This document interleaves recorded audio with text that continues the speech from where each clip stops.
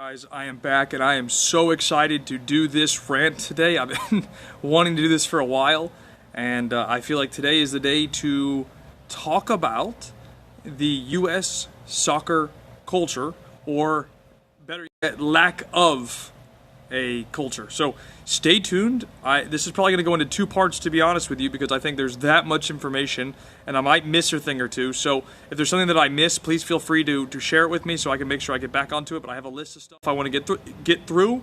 So stay tuned, check this out, and let's get the conversation going. I think you're going to love this. All right, so I'm going to start the conversation this way. And I have been reading essentially FIFA's Youth Development Manual.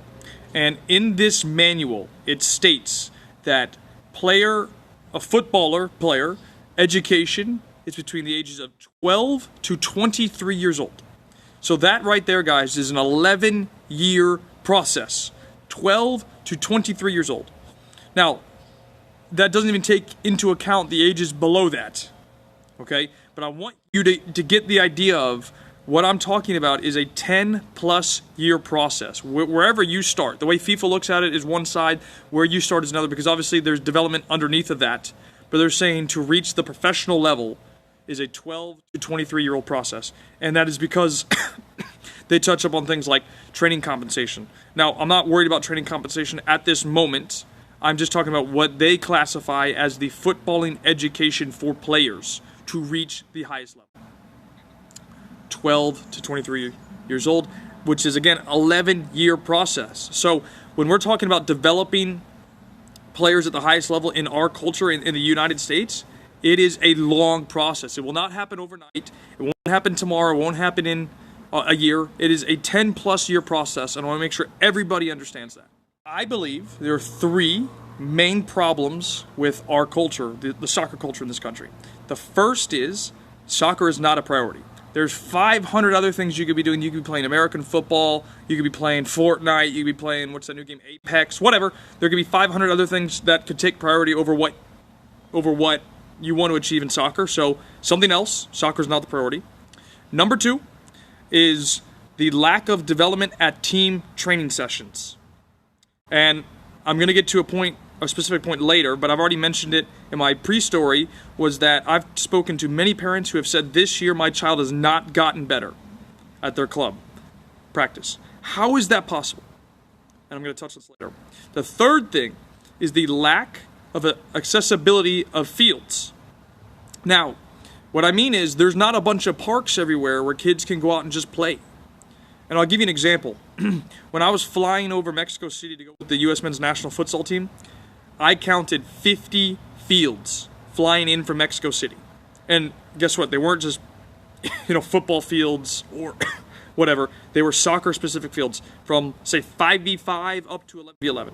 And there were 50 of them. There were probably hundreds more that I couldn't see. Right? You go to France, you'll see fields everywhere. You can't walk like a mile without seeing a soccer field.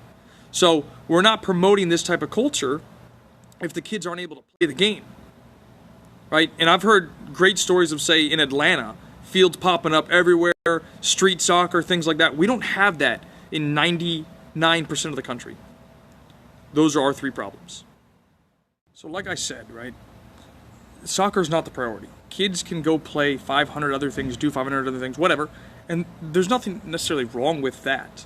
I just want us as a culture to understand, as a community, so to speak, or a nation, that unless that changes where soccer becomes the priority, we're not going to develop top talent to reach, and I mean the highest level of the sport, domestically, right? In this country, domestically, it won't happen.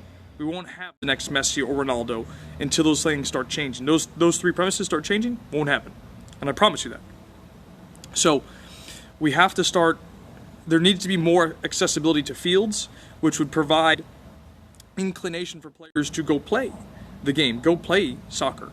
Right now, one of the examples I'm going to give you, one of the best players I've ever trained, and he's older, and many of you guys know I talk about him a lot, and his name's Inti.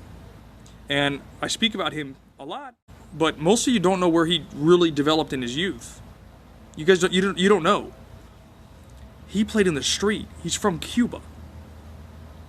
He moved here when he was 15 years old. That's when I met him, 15 years old, and we've trained ever since. But the point is, he grew up in the streets of Cuba playing soccer. That's where he developed. The street.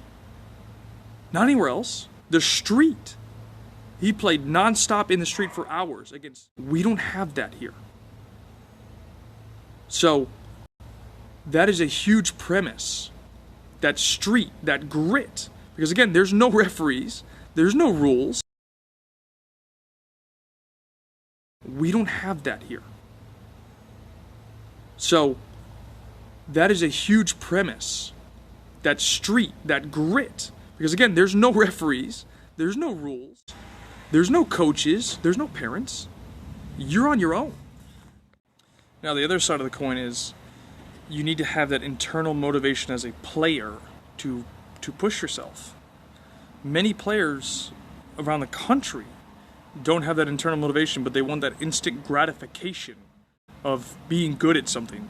You know, I used to read stories of David Beckham going out and just practicing free kicks on end to get better. I watched a story that Real Friend had talked about that Ronaldo, when he first came into Manchester United, he wasn't great at shooting and finishing. And now look at him. He's one of the greatest goal scorers ever because he spent hours practicing. And for me on a personal level, one of the things that I used to practice all the time was serving a ball. Long passes, hitting a long floated pass, driven pass, or on the ground driven. I love passes like that personally. But I used to go out all the time and practice on my own. Or I'd call a couple friends and be like, hey, let's go out and pass a couple long passes or work on this or do this or whatever. Right? Not many kids have that. I used to go out and juggle all the time. Very, very few players have that internal motivation to improve. You have to have that. You have to have that internal motivation that even if you can't go play on the street, you can go out and find a wall, pass against the wall, or go out and play 1v1 or do whatever. And that will make a big difference in the long run. And again, that's part of the culture of dedicating yourself to the game, to getting better, to reach your goal versus saying, you know what, I'm going to get here instantly, the instant gratification process. So, and this is a big problem, obviously, but it's the point that I gave you number 2, the lack of development at club practices. So, I want to reference the example I gave earlier where I've talked to 20 plus parents. I remember going to France at 14 years old as the first ever American player on trial at Olympique Lyonnais. I remember going to Europe playing semi-pro in France. I remember playing in the Coupe de France. I remember playing. Got me there because I was getting development at my club practice. Now, of course, I did some supplemental stuff, but, you know, being futsal and other things, but I was able to get a good environment at my club training to help push me to the next thing I'm going to play. Because I understand that soccer, to reach the next level or the highest level, is a 10-plus year development process that the kids that I work with are going to benefit longer term and have hopefully a realistic shot for the U.S. men's national futsal team. Those are things that I remember because they were significant milestones for me in the game. Not some trophy that I picked up at U10 or U11 or U12 or whatever. It's the end product. Again, and it could be because they don't know what the long term is. It could be because that they're not ready for the long, whatever. But the fact of the matter is, it's not about the long term development. It's about the short term game of, say, winning. Right? And I gave you that example of kickball. You could say I sacrificed winning the tournament by not allowing my players to boot or clear or smash the ball, to clear the ball. I said, no, we're going to go in this way. This is how the way that my family and I looked at it was the long-term game of it versus, hey, okay, we picked up these things. And you know what? I won a good amount when I was younger. I also lost a heck of a lot too. But look where it got me in the end. It's the process that getting into college or professional at the end of the day. How many of us are going to remember a U10 trophy or a U11 trophy or U12 trophy or whatever? But I'll tell you what, I remember going and playing college soccer. I want to put it to you this way and give it, an honest reflection on this. I know plenty of players that have been rejected, so to speak, at whatever age group. And again, I was one of them. Because in U.S. soccer, we have a mindset of athletes, bigger, faster, stronger, versus developing soccer players. So what I'm referencing is I know plenty of players that have been rejected because they're too small. They didn't play this game because they weren't big enough, or they didn't fit the needs of being fast enough, or whatever. They weren't strong enough physically. You look at the best players in the world, most of them are small players. Tons of players are small. Look at the Man City team. De Bruyne, small. Silva, small. Aguero, small. Sterling, small. Sané, small. And they're arguably some of the best players in the world. You look at Barcelona.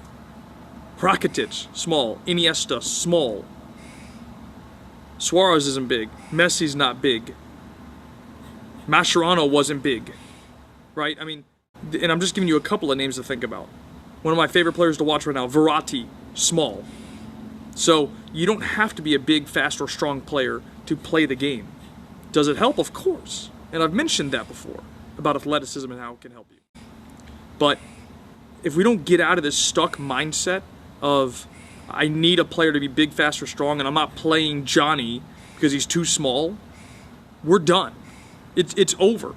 Because again, that puts the premise of winning first. Say, oh, well, I can't play Johnny. He's not big enough. So you're saying that you're not going to put a kid in because he's too small, or he's not fast enough, or whatever, because he's physically not capable. Now, I'm going to tell you this. Paul Scholes, one of my favorite ever players. In fact, he's my favorite ever player. I read an article about him. At Manchester United for years, he could only play 20 minutes because physically he couldn't handle it. They never got rid of him. They kept him in the academy. And guess what? Once he was physically able to catch up, what does he do? Signs a professional contract, goes on to be one of the greatest Manchester United players ever, and in my opinion, the best player to play the game for what he could do with the ball. And there's a big issue of competitive soccer in general around the country, where there's so many different levels of it. Right? I mean, it's one of the most complicated processes. There's, okay, for example, here you have Division 1 through 4 in the league. Then there's the FPL league. Then there's the ECNL league. And then there's the DA. Most parents don't know what they're getting into and what level they're at. So, like, their kid could be playing competitive, for example, Division 3. They win every single game. Their child and their team, and they think they're superstars. But they don't understand that they're not playing at a high level. And there's a lot of people I talk to, they don't even know what the DA is or what the ECNL is or what. They don't know what competitive. There's no education on this. How are we going to get people into the right programs, the right levels? There's no education. So it's fundamental, one. But two, there's definitely an oversaturation of players playing competitive. And what I mean by that is because there's so many levels of it, it needs to be filled, right? So because there's Division 1 through 4, then there's a level above that, a level above that, a level above that, right? We're talking 7+ levels of soccer that needs to be filled. So you're going to have, for example, higher level kids at the DA and ECNL, a little bit of a drop-off at FPL, and below that there's going to be bigger drop-offs. But there's kids that maybe are competitive that shouldn't be competitive, but they're being put into these programs. And, whether they're winning or losing, if they're winning, they're being told they're very good or they're superstars, and maybe they're only playing Division 3. Division 3. When I just told you that's now 6th on the chain of rankings. 6, 5, 4, 3, 2, Division 1. When I say Division 1, the highest level. So, I mean, that is huge in this. Listen, I knew a club that had 11 teams in an age group. So think about that. That's essentially A through Z. Now, it's literally not A through Z, but you get my point. Why does this club have 11 teams in an age group? What's the point? Who does it benefit?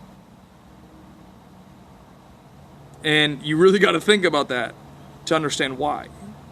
There's no point for a club to have 11 U11 teams if it's about development of players. This is why I'm so set on doing this project.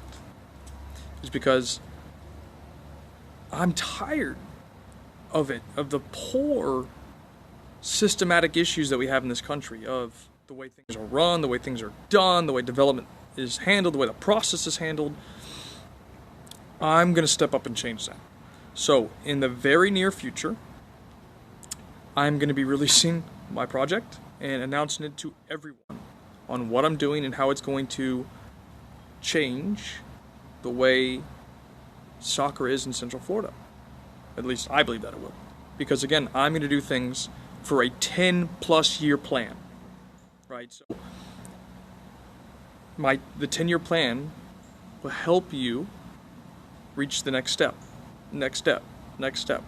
So to give you ultimately a realistic shot of going to the next level, college or professional, whatever your goal is and how much work you want to put in to get there. Because so many people are looking for what's next. And I believe that it's time for someone, and I'm choosing to be that person, to step up and provide a feasible solution. Stay tuned.